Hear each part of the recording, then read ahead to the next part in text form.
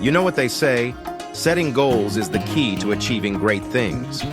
Having clear and vivid goals that we're passionate about can help us visualize our future and give us the motivation to work towards achieving them. So you've got the philosophical foundation and practical tips to make changes in your life. Now Jim Rohn is going to share his personal approach to setting goals that helped him achieve the changes he wanted in his own life. Exciting stuff. So here's Jim Rohn with his The Art of Goal Setting. Of all the things that changed my life for the better most quickly, it was learning how to set goals. And mastering this unique process can have a powerful effect on your life too. One morning at breakfast, shortly after I met Mr. Schoaf, he asked me if he could see my current list of goals. He said, "Let me see your list of goals, and let's go over them and talk about them. Maybe that's the best way I can help you right now." And I said, "I don't have a list."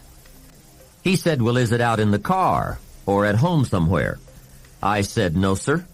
I don't have a list anywhere." He said, "Well, young man, that's where we better start."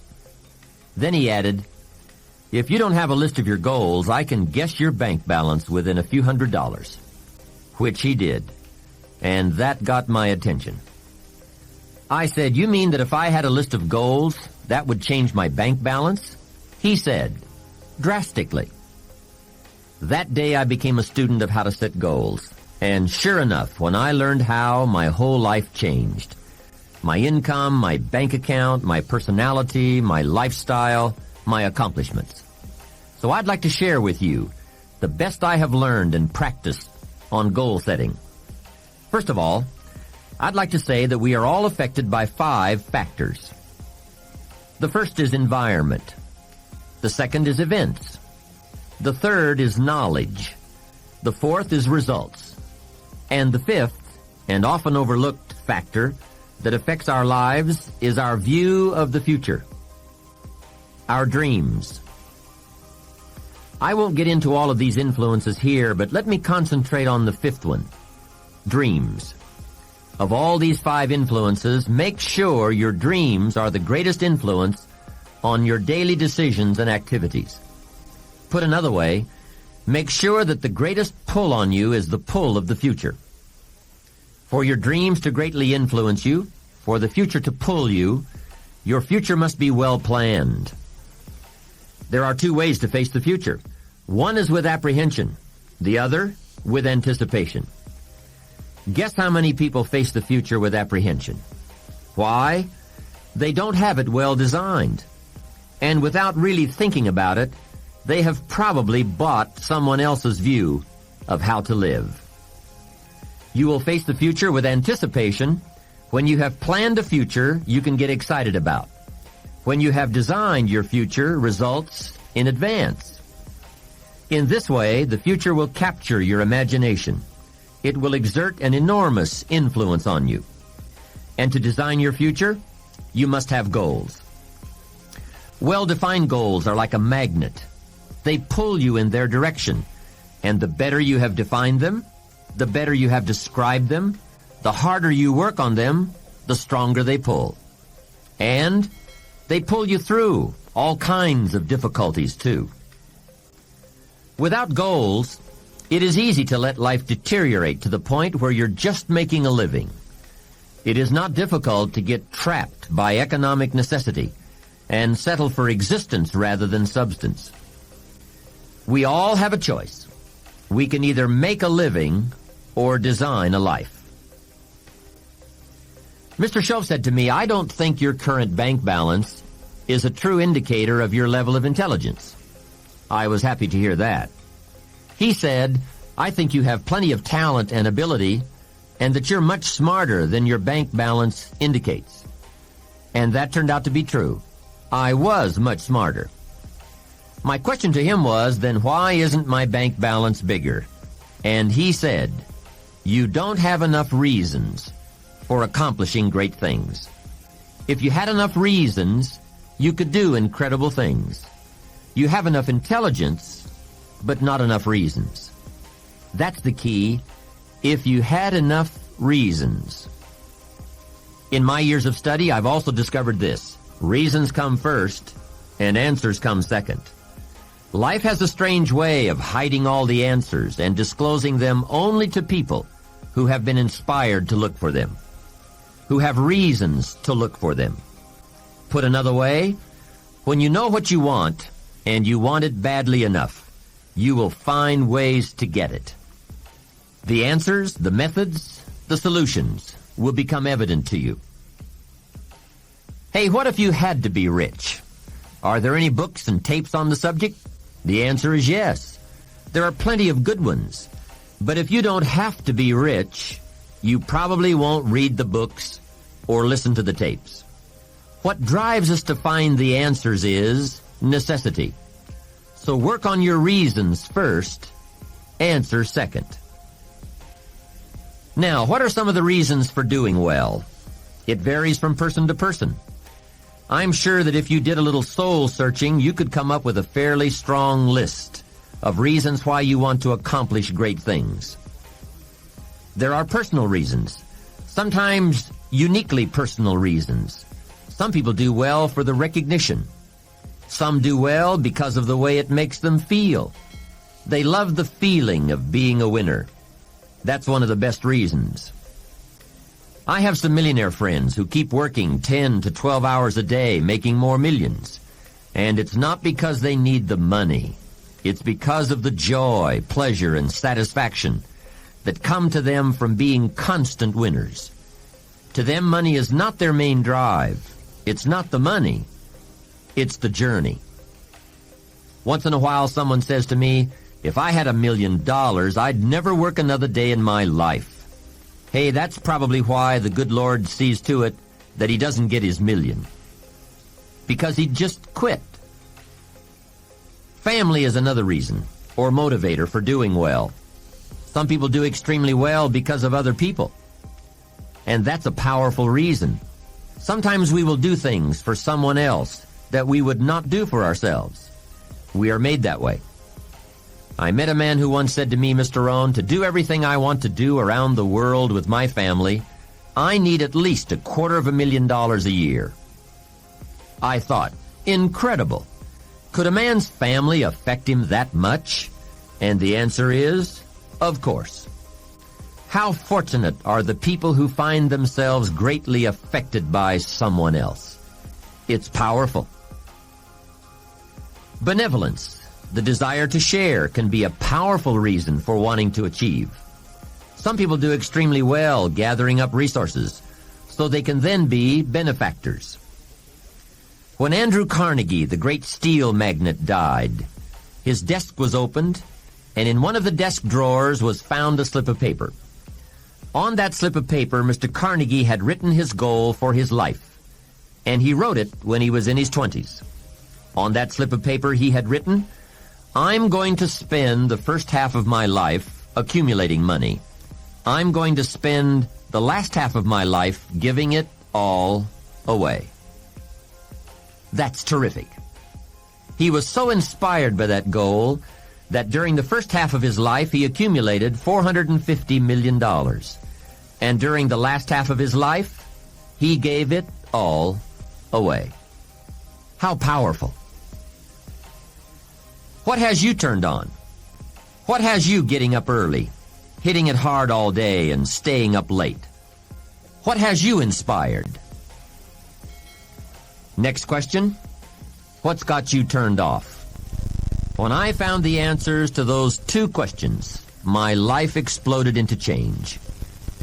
I finally found out what negative philosophy of life I had allowed to limit me and had me turned off. And I got that cured. Then I found a long enough list of reasons to turn me on. And once the lights went on for me, at age 25, they have never gone out. I've fallen out of the sky a few times, but I've never lost that drive to do something unique with my life.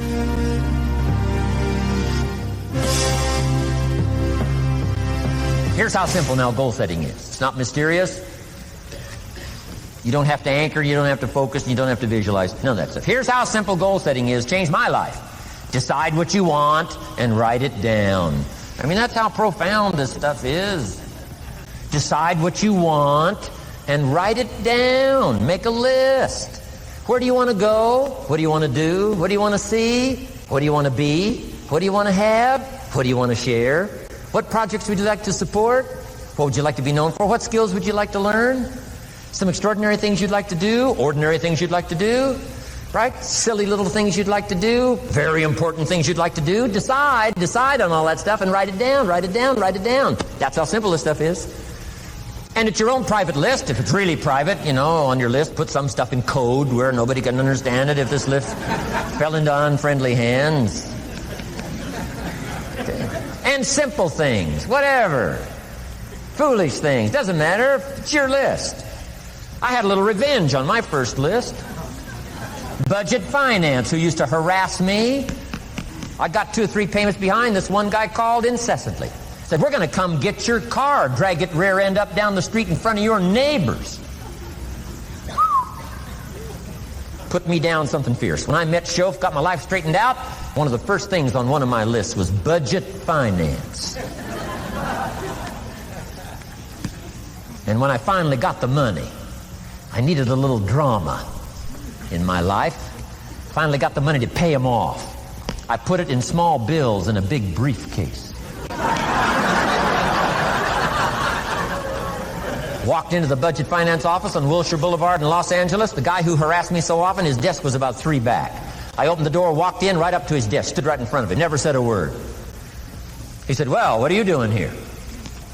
Didn't say a word. I opened up this briefcase, dumped this pile of money all over his desk. I said, count it. It's all there. I'll never be back. Turned around, walked out, slammed the door. Now that might not be noble, but you got to try it at least one time. Pay off with a little drama.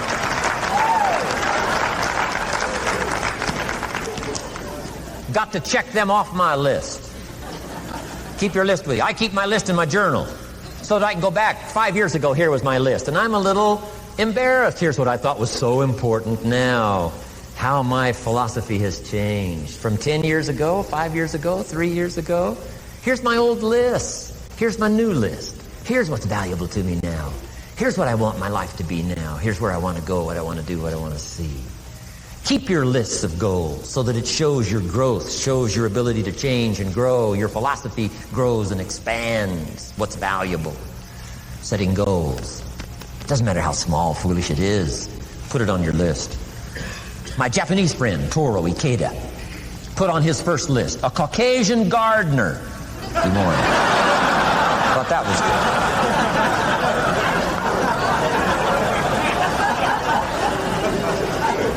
I like that.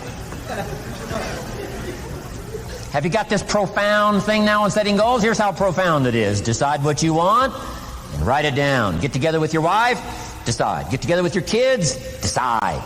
Get together with your business colleagues, decide. Write it down. Make a list. Okay, that's how easy it is. Now let me give you one more scenario on setting goals. When I started making my first list, Mr. Shof said, Mr. Rohn, looks like we're going to be together for a while. He said, I've got a suggestion for you. He said, I think one of the first goals you ought to set, you're a 25-year-old American male, sure you've made some mistakes, but now you're on the road to better things. You got a family, worth it. Reasons makes the difference. And he said, you've got every reason to do this. He said, why don't you, among all the goals you're going to set, why don't you set a goal to become a millionaire? A millionaire.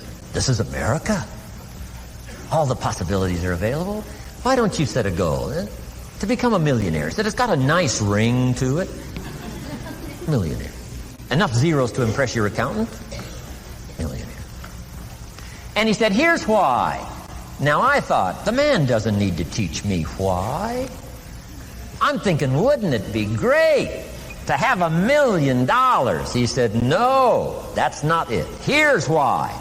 And I had one of the greatest lessons I ever learned, and I'm about to share it with you. This will be worth the price of being here today if you can capture what I'm about to share with you.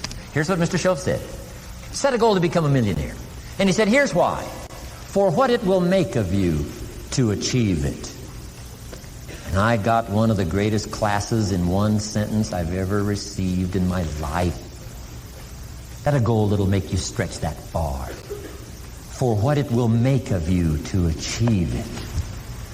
What a brand new reason for setting goals.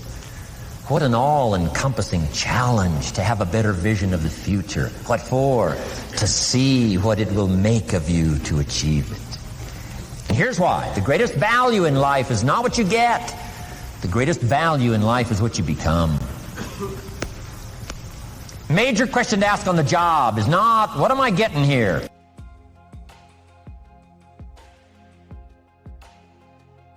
That's not the major question. The major question to ask is, what am I becoming here? It's not what you get that makes you valuable, it's what you become that makes you valuable. So Shoaib said, set a goal to become a millionaire, for what it will make of you to achieve it. Let me give you the key phrase on setting goals. Set the kind of goals that will make something of you to achieve them. Set the kind of goals that will make something of you to achieve them. Always keep that in mind. What will this make of me? If I set this goal and go for it, not only will I achieve it, but what will it make of me in the process? What a whole new concept on setting goals. Now there's two parts to this, and then we're wrapping up goals. Here's the first part now on this goal setting for what you become. Number one, don't set your goals too low. Interesting, we teach in leadership. Don't join an easy crowd. You won't grow. Go where the expectations are high. Go where the demands are high. Go where the pressure's on to perform, to grow, to change, to develop, to read, to study, to develop skills. I belong to a small group. We do business around the world. You cannot believe the expectations at that level. What we expect of each other in terms of excellence. Far beyond average. Why? So that we can each grow, so that we can receive from the group, we can contribute to the group. Something unprecedented. It's called living at the summit. Go where the demands are high. Go where the expectations are strong, so that it'll provoke you, push you, urgently insist that you not remain the same for the next couple of years, the next 5 years, that you'll grow and change. So don't set your goals too low. The guy says, well, I don't need much. Well, then you don't need to become much. Now here's the last part on setting goals. Don't compromise. Don't sell out. There were some things I went for back in those early years that I paid too big a price for. If I'd have known how much it was going to cost me, I never would have paid, but I didn't know. Don't sell out. Ancient phrase says, count the cost, count the cost, count the cost. An ancient story says, Judas got the money. You say, well, that's a success story. No. It's true, 30 pieces of silver in those days was a sizable fortune. You say, well, if a guy's got a fortune, right, that's a success story. No, you don't understand. His name was Judas. Doesn't that ring a bell? Judas. You say, oh yes, Judas, the traitor. That's right, the traitor got the money. Doesn't that change the story? And the answer is, of course, it changes the story. Interestingly enough, after Judas gets the money from becoming a traitor, he's got the money in his hot little hand, and now he's unhappy. Somebody says, well, if you had a fortune, how could you be unhappy? Well, he wasn't unhappy with the money. He was unhappy with himself. Key phrase, the greatest source of unhappiness is self-unhappiness. The greatest source of unhappiness doesn't come from outside. The greatest source of unhappiness comes from inside. And here's where the erosion starts, doing a little less than you could. That's where the beginning little infection of unhappiness starts, doing a little less than you can, not feeling that good about yourself. So don't let that happen. Judas is unhappy. He says, what'll I do? He says, oh, I'll just take the money back. Walked in where he got the money and said, here, take this money. I'm unhappy. They said, heck with you, Judas. We got what we wanted. You got what you wanted. Out. They threw him out with his money. Judas says, well, what'll I do now? He says, oh, clever. Should have thought of this first. I'll just throw the money away. And he proceeded to throw his fortune away. Why would he throw his fortune away? He was so unhappy with himself. And that's not even the end of the scenario. After he threw his fortune away, he couldn't change what he became, a traitor. And now, in total abject frustration, he goes out and hangs his worthless self. Why such a tragic end? Because he was so unhappy with himself. He sold out. He sold out. He paid too big a price. Ancient script sums it all up and said, what if you gained the whole world and it cost you your soul? Too big a price to pay if you got the whole world. Don't sell out. Don't compromise your values. Don't compromise your virtues. Don't compromise your philosophy. Key. Here's the key word, beware. If Judas could speak back, he'd probably say beware. Two good words from ancient script. One, behold, the positive word. Behold the possibilities, behold the opportunity. Behold the drama, behold the awesomeness, behold the uniqueness. Behold the majesty, behold, behold. What a good word. But here's the other word, beware, beware, beware. Don't sell out.